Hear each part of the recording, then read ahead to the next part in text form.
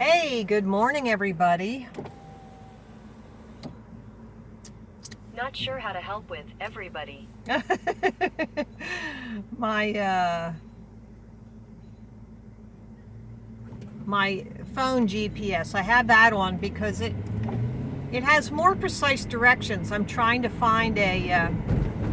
Okay, I'll tell you the story. I made some revisions to the little handout that I hand out. And continue on Pennsylvania 29 North for 3/4 of a mile. I'm just going to turn this down because I know where to turn off. And I don't have to turn off for a little while. So, I made some revisions to the pamphlet. And I'm going to an event right now. And I wanted to stop somewhere and get some more copies made, because I am really like upset with myself for not doing this sooner. I just took what was available and I used that, and I spent my precious time disseminating information that was not correct. And I just hope it did not mislead any people, that they actually went and watched the 200 proofs and did not just go on the information in that pamphlet. And this is not anything new, because I made a video about that pamphlet before. And the one thing I remember was dipping the nose down.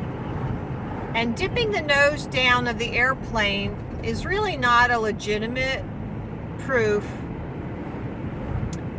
because somebody can say, oh, well, gravity is what is keeping that tied to the center of the ball. It's like a tether on the nose of the plane. And so what you have to do there is you have to destroy gravity. But under gravity of that pamphlet, all it said was density and buoyancy. And I'm telling you, I've done a video on that before too, where it definitely is not density and buoyancy. Those are only indicators of the force. Those things do not separate. Density, dense and less dense and buoyant fluids do not separate without a force. And that's totally indicated by the what happens in a weightless environment, like in the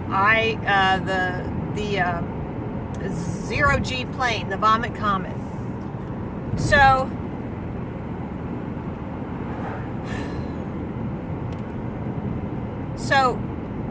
I have to rewrite that. So I did.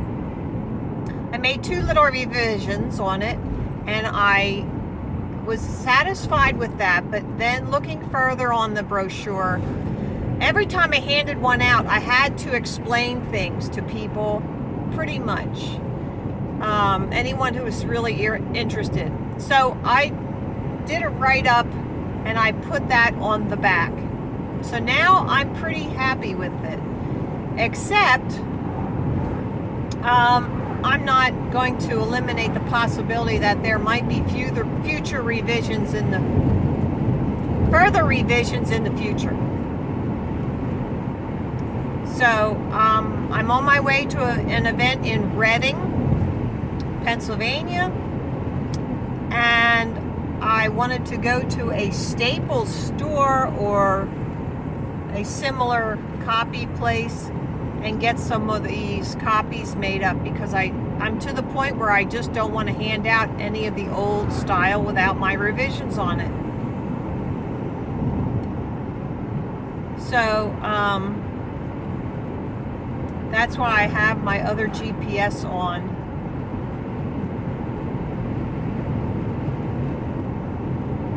The the event does not start until 10 o'clock, and it is now 9:16, and I'm less than an hour away, probably 45 minutes. So I'm in good time shape wise, but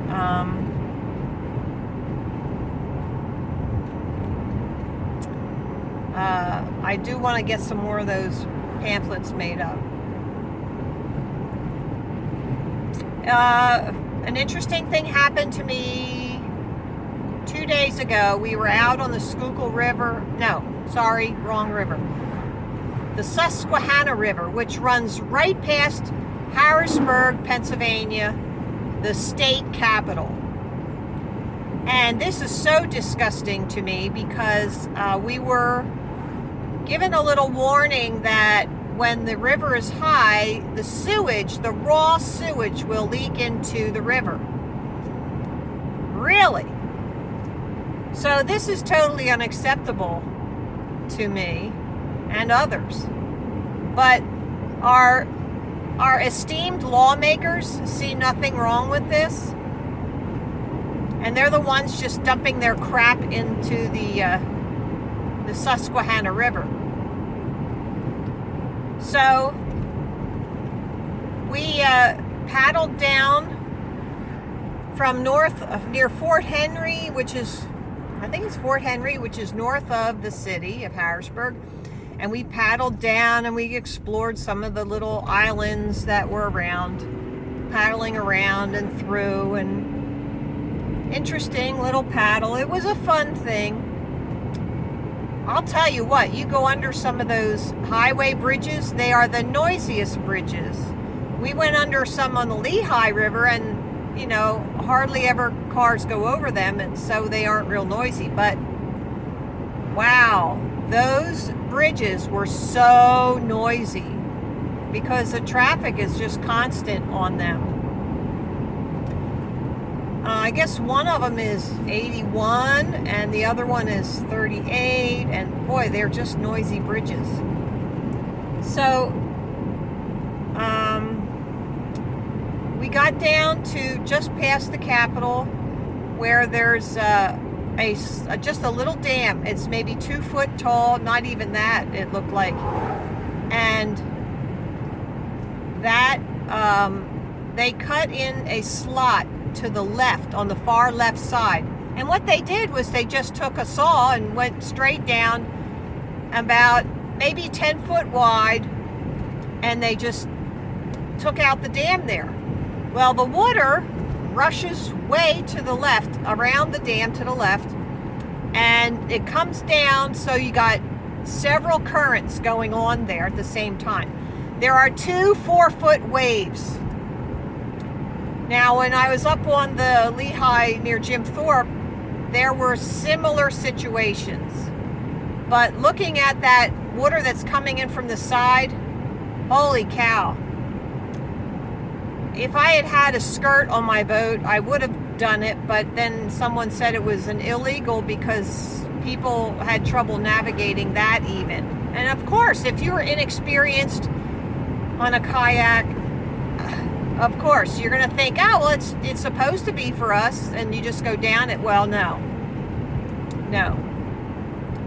So I don't know who the idiot was who just did that, but the only remedy would be to get a 10-foot wide slab of concrete with a side on it, maybe 3 foot high, and just drop that in there with rounded edge on the front and the back, and just slide that right into that slot. That way the water would come up and you could go down, and even if it's only 6 inches or whatever, that would be enough. And but it would be more than that. It would be a foot deep, and it would prevent that water from coming around the dam and cutting into where that wave is that makes it really, really turbulent. So, all right, I know you're not kayakers, but what we had to do was get out of the boats before that little cutout slice, and there's like steps on the side of the riverbank. And when we pulled up to it, there was like foam. You know how rivers get foam. And so I just pulled up and pulled myself close. And then I saw all the goose poop on the steps. But you can't, you know, try to avoid everything. So you just pull close, get out of your boat, grab the, I have a rope on the front of mine. I grabbed my rope and just pulled it up. Well, here on the, right near the cockpit of my boat on the side, there was human feces. And it was human, you could tell by the way it smelled. And it was just raw human feces. And that was on there. And then the girl that helped me carry my boat, we carry in twos because you could both, one person grabs the two front and the other person grabs the two back handles, and you carry them, and it's your balance that way. It's a lot easier. Well, she got some of that on her boat, and oh, I tell you, the stink, and it just made you feel dirty. But this is right in our capital of Harrisburg, Pennsylvania.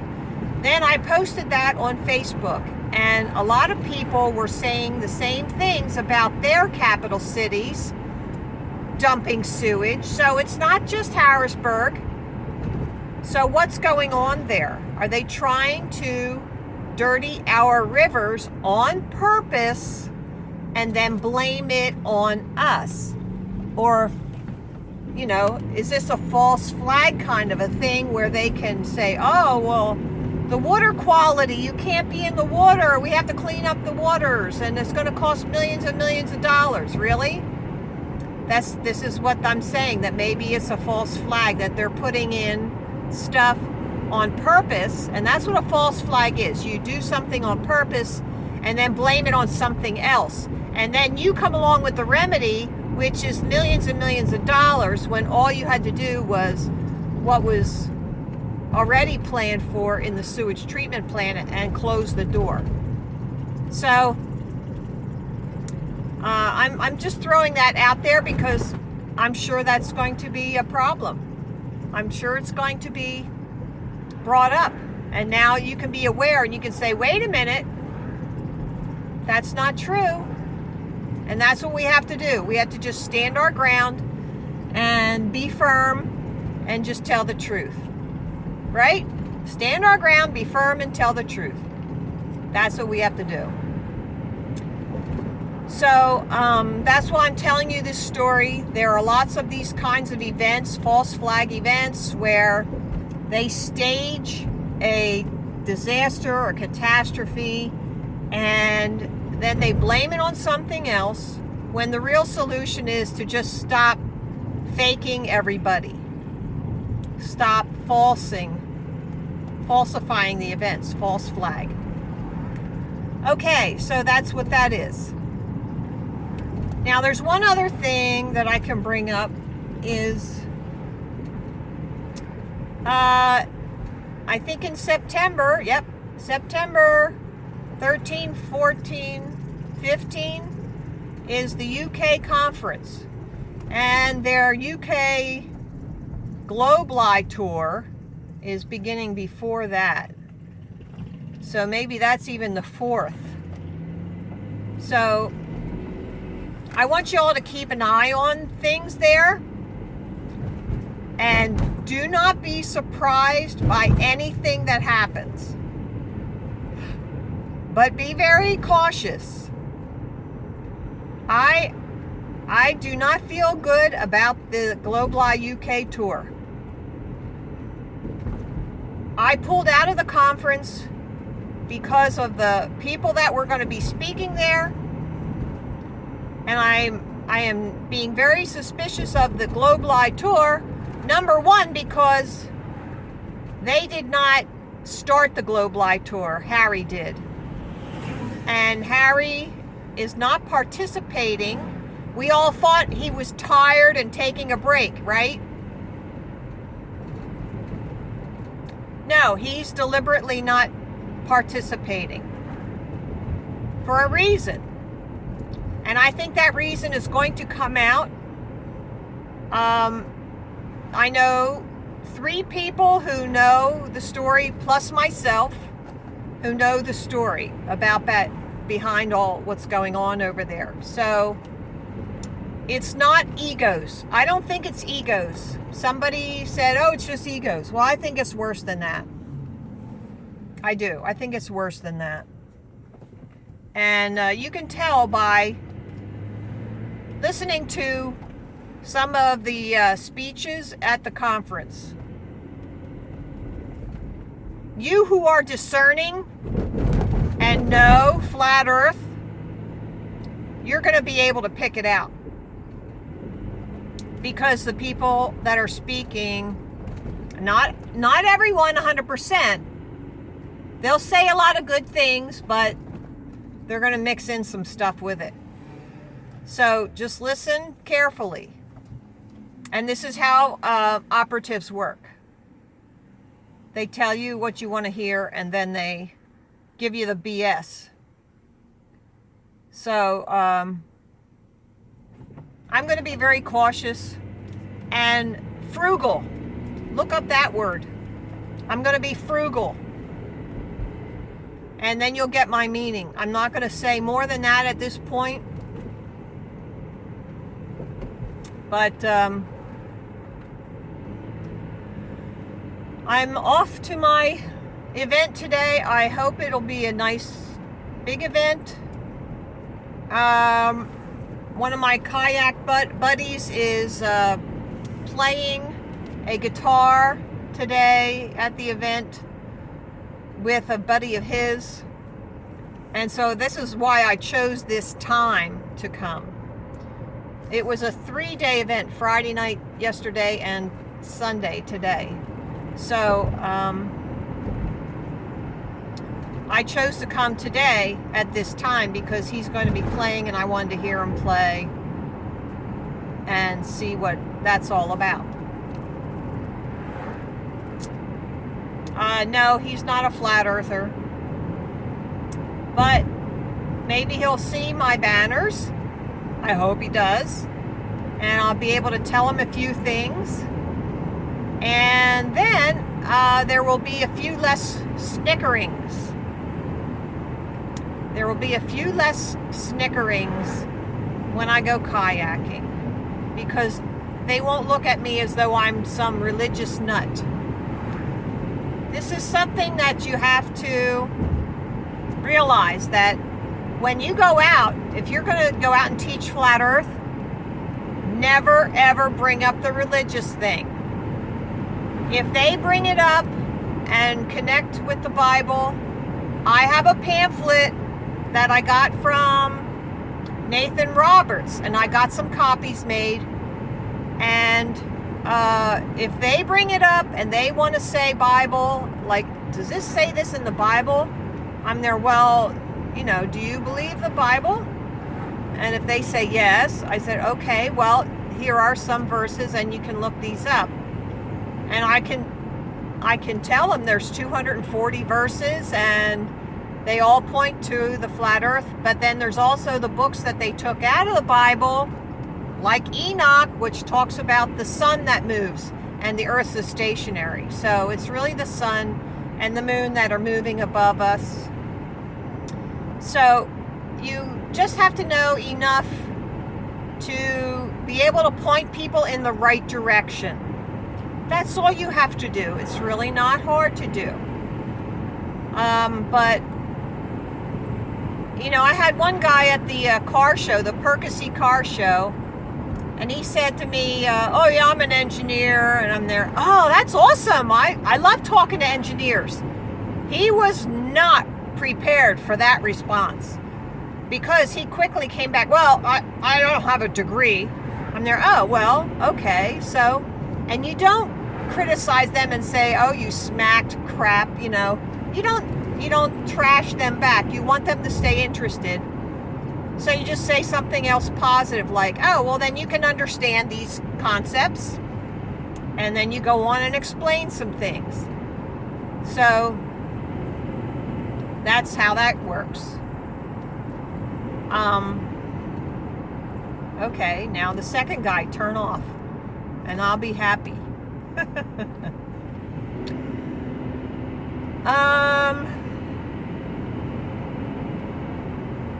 Yeah, so that's that. And I'm just, I used to do videos going to events, especially if it was a long drive. This one's an hour drive, and it's not a bad drive, really.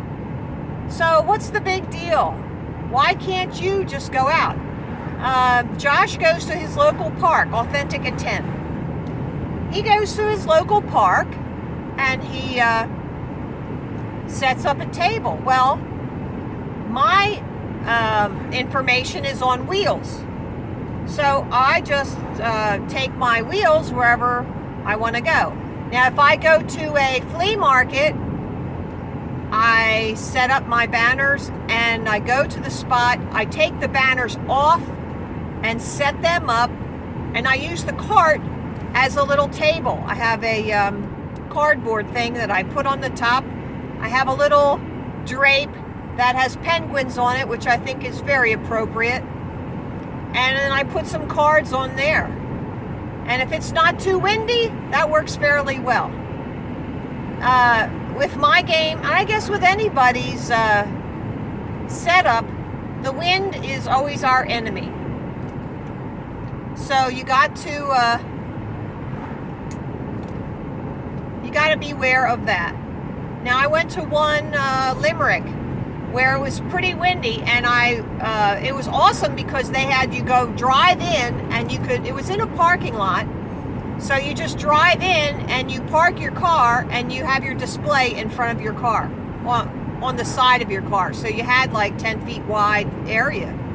So that worked out great, and I could prop up my banners against the car. I got a bungee and tied them to the center post between the windows, so that kept them from blowing over. So that was a very good setup. So I'm always going to talk to you about going out. There's also the menu. If you go to flatearth101.com and order the menu is like a fold, like two 8.5 by 11 sheets, front and back, and it's full color and laminated, and it's folded, so you can set it on a table, or you can take it with you somewhere, and it's just like a little tablet that size, and you can take it with you. If you have a big purse, ladies, just shove it in there and pull it out and talk to people.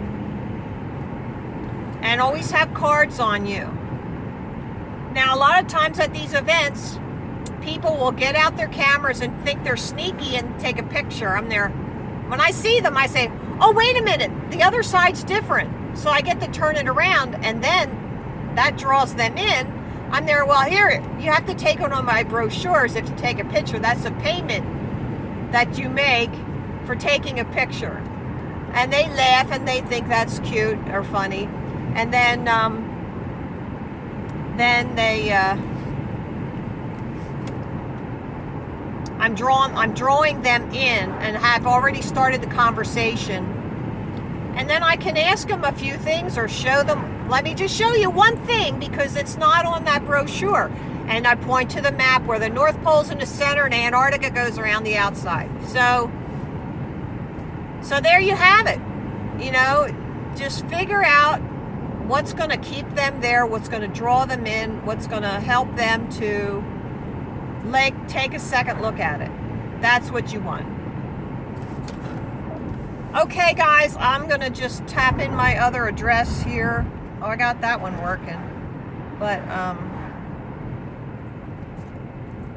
I guess that's all I'm going to say for now. But look for this. I'm going to put this as the first premiere. And then look for my content on successive evenings. I don't know how long I'm going to stay, maybe 2 hours. Depends on how busy it is, and that sort of thing. Okay? Usually people will get there after church on a Sunday, so I might be staying there till 2. I don't know. All right, have a great day. Love you all. Bye.